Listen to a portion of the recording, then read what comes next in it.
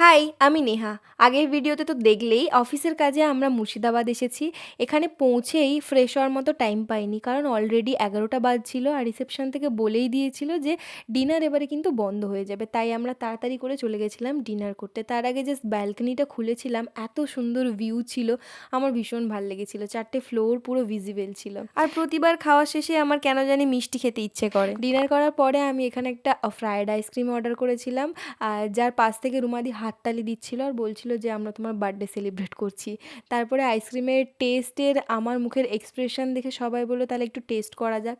তারপরে আইসক্রিমটা নিয়ে আমরা খুবই নাজেহাল হয়ে গেছিলাম। বাইরের কোটিংটা ভীষণ শক্ত ছিল আর ভেতরটা থেকে সব আইসক্রিম বেরিয়ে যাচ্ছিল, তাই জন্য সবাই হাসাহাসি করছিল। ডিনার কমপ্লিট করে আমরা হোটেলের বাইরেটা একটু হাঁটাহাঁটি করছিলাম, একটু আড্ডা দিচ্ছিলাম, তারপরে বেশ কিছু ফটোও তুলছিলাম। বাইরের পরিবেশটা বেশ শান্ত আর নিরিবিলি ছিল। কালকে তো সকাল থেকে শুরু হয়ে যাবে মিটিং, তাই আজকে একটু চারপাশটা ঘুরে দেখছিলাম।